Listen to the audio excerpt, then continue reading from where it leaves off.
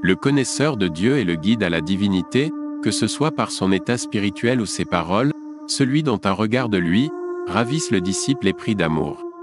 Il est l'émérite aux multiples dispositions, le maître annihilé en Dieu, le connaisseur inébranlable, le savant et l'unique genre de son temps, le porteur du livre de Dieu, voué à lui, appartenant à l'honorable lignée des enfants des Wakil, dans la région de Nador, Mohamed ben Kadour el-Wakili.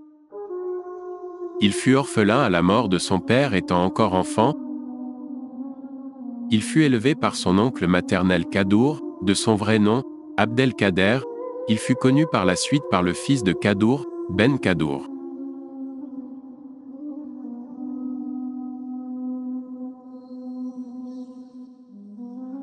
Son arbre généalogique remonte à Mohamed ben Kassim, Ben Idriss II, Ben Idriss, Ben Abdallah, Ben Hassan II, Ben Hassan, Ben Ali, et Fatima fille de Mohamed, l'envoyé de Dieu, proximité et salut de Dieu lui soit alloué.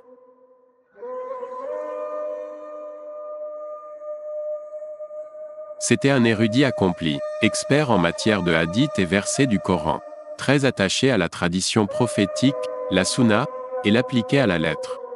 Sincère dans sa vocation et ses paroles, intègre au niveau du cœur et de l'âme. Il était absorbé par la station du prophète Moïse, au niveau de ses rappels.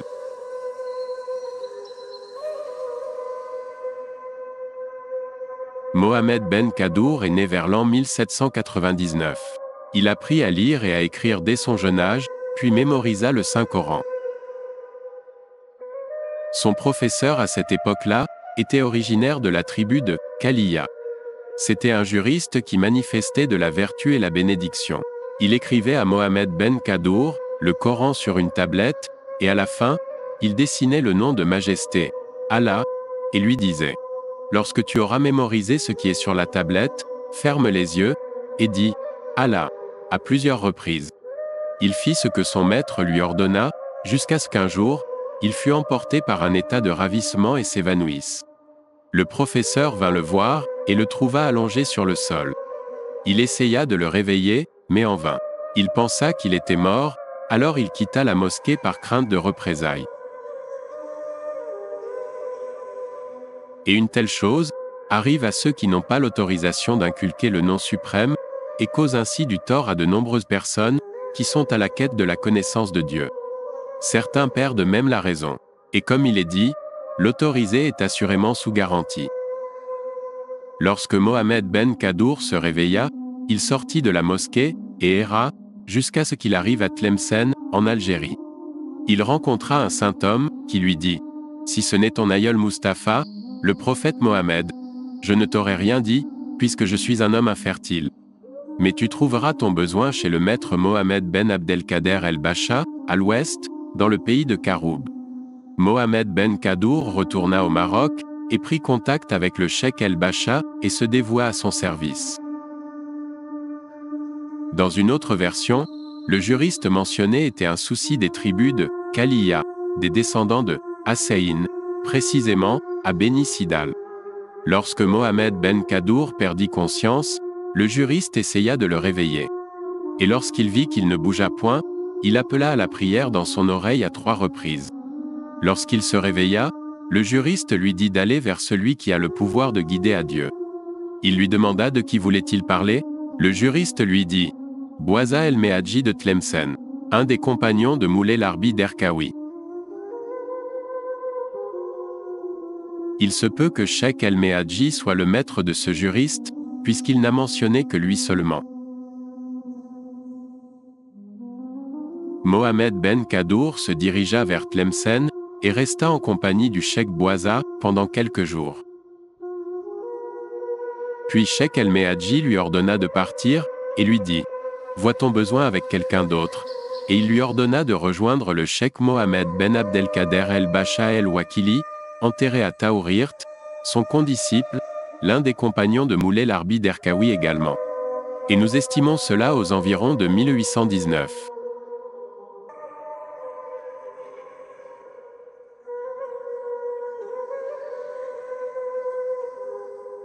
Ce comportement étrange du cheikh Bouaza El-Méhadji, avec les nouveaux disciples qui venaient de loin, en particulier du Maroc, est incompréhensible. Bien qu'il envoyait humblement certains disciples à son condisciple, et son frère aîné, cheikh Mohamed Ben Abdelkader El-Bacha, après leur avoir permis de rester dans sa zaouïa pendant un certain temps, comme il l'avait fait avec Mohamed Ben Kadour, et aussi avec Mohamed El-Ebri, qu'il avait envoyé au cheikh Mohamed Ben Kadour, bien plus tard. Il ne fait aucun doute qu'il avait agi ainsi avec bien d'autres. Cette attitude doit être sûrement soumise à une influence divine, que nous ignorons et sommes incapables d'expliquer les vraies raisons. Et peut-être, qu'ils obéissent à des codes bien définis. Et aussi, et rappelons-le, Cheikh El-Méhadji renonçait à la notoriété, et évitait le nombre élevé des disciples dans sa zaouïa. Peut-être qu'il acceptait ceux qui insistaient, et ceux en qui il voyait les signes de la sincérité. Mais en fin de compte, il aura une nouvelle rencontre et bien des années plus tard, avec Cheikh Mohamed Ben Kadour, afin que ce dernier achève son statut spirituel de la part du Cheikh El-Méhadji, et après le décès de son maître Mohamed El-Bacha, en 1843, et devient l'héritier de la station du pôle, comme il est documenté.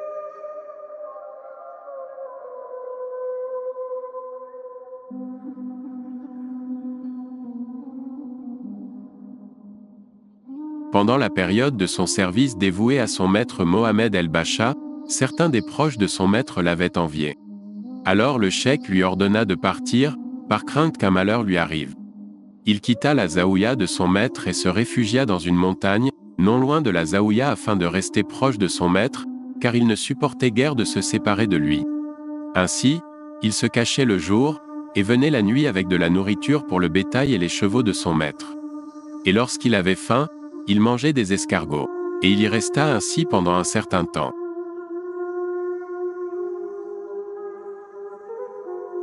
Lors d'une nuit, un des membres de la famille du cheikh El-Bacha le vit se déplacer entre le bétail et les chevaux. Il pensa que c'était un voleur et il en fit part au maître El-Bacha. Ce dernier le guetta la nuit suivante, et lorsqu'il l'aperçut, il l'interpella en disant « Qui va là ?» Il lui répondit « C'est Ben Kadour ». Le maître l'invita à le rejoindre, et eurent une longue discussion.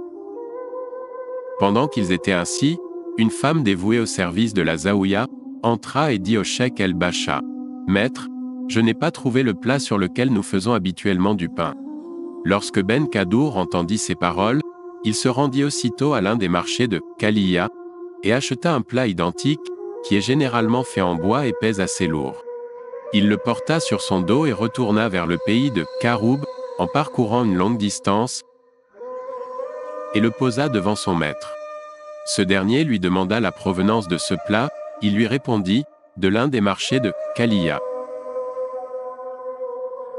Le cheikh fut impressionné par ce jeune homme persévérant, qui demande ainsi la satisfaction de son maître.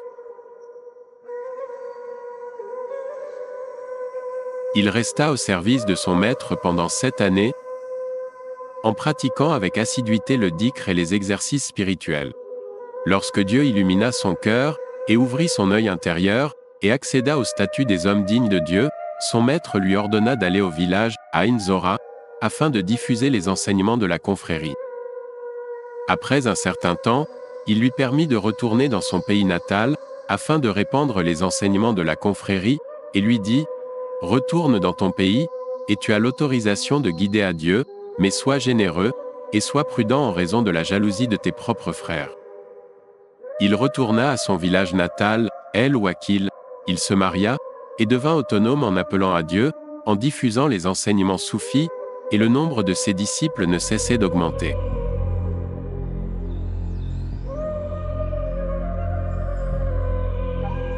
Après un certain temps, ses frères furent pris de jalousie, et ordonnèrent à un tiers de le tuer. Et ceci fait partie de la sagesse divine, vu la similitude avec l'histoire de Joseph, paix à lui, avec ses frères.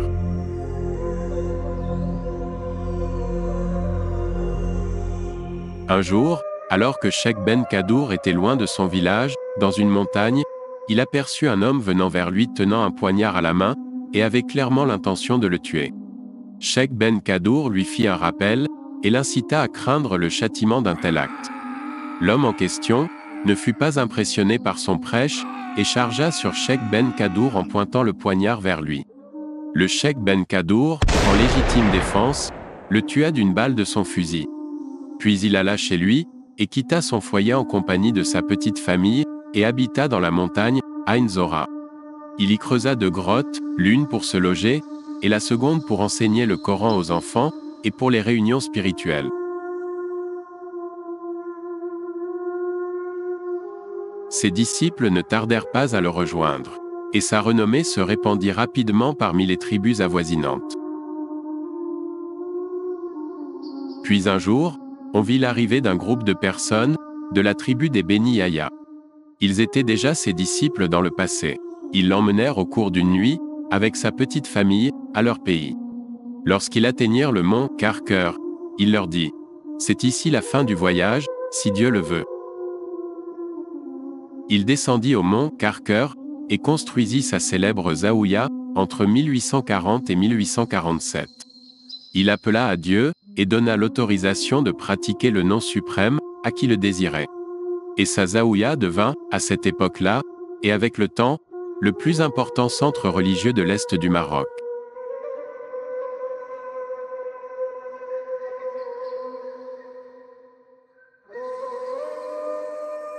Sa Zaouïa fut fréquentée par d'innombrables disciples, qui furent auréolés par son savoir, et devinrent des savants confirmés dans la connaissance de Dieu, et dans la loi et la vérité, charia, et hakika. Ils avaient à leur tour diffusé la voie spirituelle. C'étaient des hommes illuminés et accomplis, que ce soit au niveau du savoir ou de l'éthique, des sciences exotériques ou ésotériques. Ils construisirent leur propre Zaouïa, et enseignèrent avec l'autorisation de leur maître, et guidèrent à leur tour les nouveaux disciples à Dieu. Ils furent rejoints par ceux dotés d'une vision claire, qui aspirent à connaître le joyau caché de ce monde manifeste, et doués d'un esprit saint, et bien guidés par le Seigneur. Citons parmi eux Cheikh Mohamed Ben Habib el-Bouzidi, connu par Sidi Amou Cheikh el-Bouzidi, de Mostaganem, Algérie. Cheikh Mohamed el-Azawi, el-Ebri, fondateur de la Zaouïa de Taguit à Beni Yaznasson, près d'Afir, Maroc. Abdelkader Ben Ada, Ben Atia, El Amari El Bouabdeli, à Relizane, Algérie. Mohamed Ben Messaoud, de Razawet, Algérie.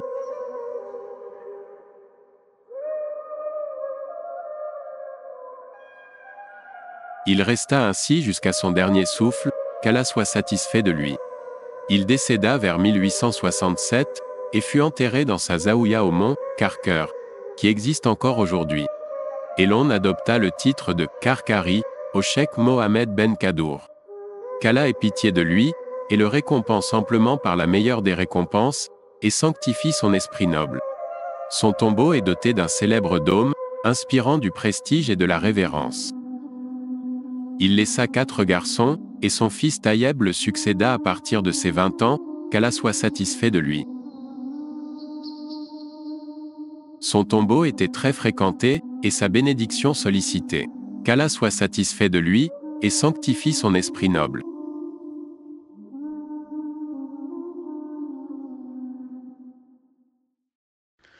يا من تزعم بالأسرار سلم وادخل حيمنا فعز بالاستغفار لعلك تكن منا أفنى عن شرب الأوزار تطهر بمائنا تضحى مقام الأبرار تشاهد مشاهدنا، فصدق تكون مختار كتاب في صفحاتنا، تلوح لك الأنوار تشرب ما شربنا، فتعرف معنى الأذكار يا من تنكر علينا، فعلمنا بالأخبار على من يصدقنا، خسفت جميع الأقمار بطلوع